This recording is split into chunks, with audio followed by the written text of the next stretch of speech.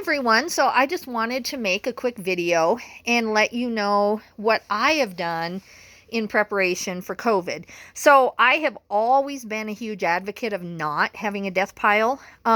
It doesn't mean I didn't have one, but it always made me mad that I had one. I felt like, I should have this stuff listed, and cash flow wise, it's never smart to have a bunch of just inventory stocked up. That's what I always had gone by. And I still knew I needed to get out and shop just for mental reasons, just to be able to do this business. It's always good to let yourself take a break, get out, and then come back and work on your pile. But before COVID happened, I literally did not have a death pile. I had none. And I did that, and that was by design. And then when COVID hit, I was a full-time nurse still. So I really didn't concern myself too much with it. And thankfully, I was able to find quite a bit of inventory. These filters here, some of them are John Deere, some of them are Komatsu. They are leftovers from a huge buyout at a construction company that I did this summer that I was blessed to have. And then thankfully, I just stayed in Wyoming 90% of the summer, but people would have social distancing garage sales. And so I actually really did pretty good. Now the problem is a space issue, because things are starting to shut down again, and I really purposely overbought this summer at garage sales, knowing that in the fall they were already predicting for it to start over again. And here we are. It's November 18th when I'm making this video, and sure enough, a lot of states are saying no more eating in restaurants. I think Denver just announced that, and that's one of my best territories. And so do you think I did the right thing or not? I feel like I did. This really bothers me, all of this stuff. You can see that I marked my shelves, unlisted, unlisted. There's two more behind the filters there. See how big these filters are? They're tractor filters, some of those. But anyway, two more, and then there's a shelf straight on. Well, I guess it does say unlisted right there. And then this is all the stuff that I seriously cannot fit on shelves. Because normally, guys, I'm kind of a neat Nick, like not to an excess, but you can see how everything's pre-packaged. Everything in my tubs has a clothespin on it with a number.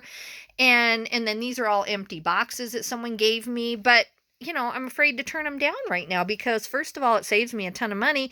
And second of all, I don't know if I can really go to Home Depot. I can go in Cheyenne and wait in line forever, because of the social distancing, but I'm just taking free stuff right now as far as boxes and packing and letting it sit, and then I'm using it. So, this is the only issue that I see with the stockpile or the death pile, is that you can tell how nice and neat my garage would have been, because all 5 of these shelves would have been eliminated, and at all times I had maybe a couple boxes like what I had bought the week before, and that's all I had at most times. There were periods of times when I did do a big buyout, but it was pretty rare. For the most part, I learned that lesson early on, and this kind of is overwhelming a little bit. And plus, I like to shop. So normally, if I had this big of a death pile, I wouldn't let myself go shop, and that takes the fun out of reselling to me.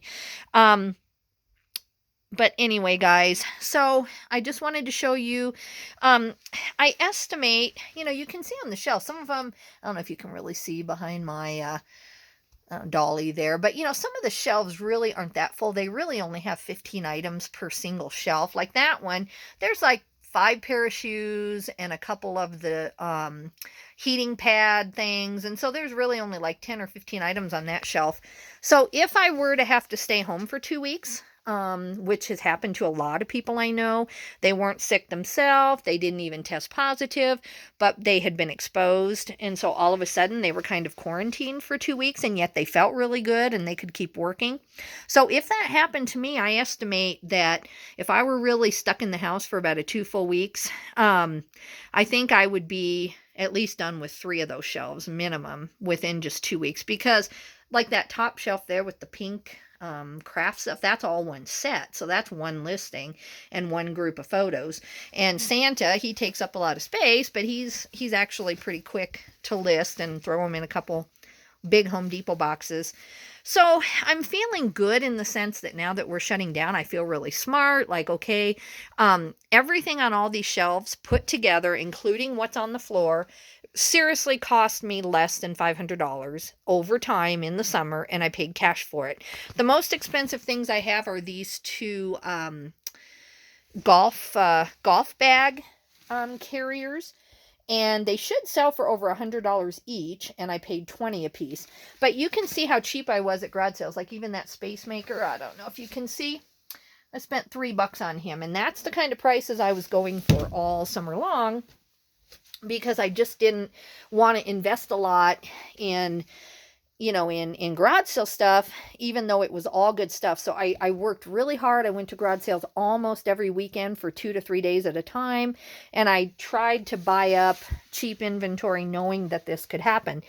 So right now, I didn't realize I had this much. Like, it was all in boxes and tucked in there and stacked to the ceiling. So I just couldn't even tell what I had. And I had it kind of neatly put away in another room.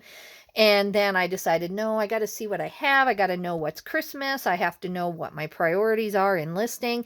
And so now that I've pulled it all out, it's kind of scary. I mean, I don't know how many items there are. 300-400 items, single items on here, maybe more. And yeah, it is taking up my space, guys, because you can imagine how nice, it was when all of this was eliminated. Like, none of this would have been here. I might have had a couple boxes waiting to be listed. And so then all my other inventory could spread out and be numbered sequentially. You can tell that we have it all numbered there on those priority boxes, but now all the numbers are mixed up and it's kind of shoved in there. So, and my office doesn't look any better. So I don't know if I made the right decision or not. I really don't, to have this much inventory on hand. I feel like it costs me time. It definitely costs me energy. But if I had to go find this now with COVID really hitting hard again, I'm glad that I did it this summer when I had time and when I could really enjoy it at garage sales. So let me know what you think. I've got about 3 of the TV VCR combos down there. There is a Cutco knife hanging off the edge. So the things I bought, I'm actually really proud of what I found. Like, I'm still maintaining my $30 average sale price on everything. So I'm proud that I did that at garage sales.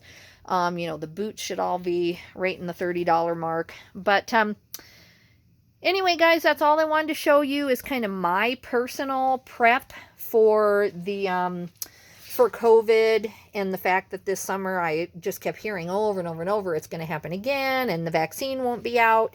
And at least in our area in Wyoming, which is very rare, Wyoming is a conservative state, and they don't enforce masks a whole lot. They didn't at the same time that New York and other states were enforcing it very strictly. Wyoming did not enforce it. And now I am seeing a lot of businesses, at least national businesses, even in Wyoming, saying you must wear these masks. So, and starting to close down again. So anyway, guys, I'm going to go. I kind of rambled, but do you think I have enough if this lasts 2 or 3 months? I list pretty fast, I can definitely do 50 clothing items a day without a doubt. Now, very little of this is clothing. This is mostly hard goods. So I'm thinking, 1 to 2 little shelves per day is about what my pace is going to be. And then I thought, a lot of my stuff is not cross-posted. So if the worst happens, I'm not going to try to, worry about going to buy more. I might get online and try to do some auctions or do some arbitrage. But what I would do is just take every single item that is not cross-posted and spend a lot of time on List Perfectly doing that. And I'm already trying to preserve some of my new items without listing them by just editing the old, getting it all shaped up, cross-listing it, and then that way I haven't really broken into all this stocked up inventory yet. So that way I don't feel in a rush to go buy more.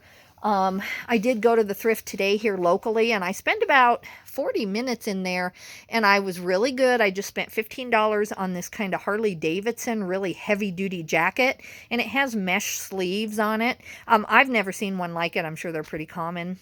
And so I spent $15 on that, but it's a 3X size, and it was in great condition.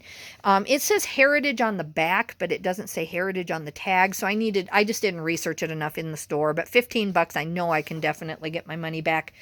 So guys, I have work to do because my office looks just like this, only my office has all the listed inventory that is not put away yet from this summer when I should have been working and should have been listing, but I was trying to acquire a death pile. So I'm going to go back in my office and work another probably 4 or 5 hours today, putting things away, editing them, and I am selling them like crazy. I'm not lowering the price on a lot of things. I'm just editing it, putting in some different keywords. There's been probably 4 or 5 things in the last week that I've rephotoed because I realized we just messed up for some reason, or we didn't have enough photos. So anyway, guys, I'm going to go. Take care, and thank you for watching my video. Have a good day.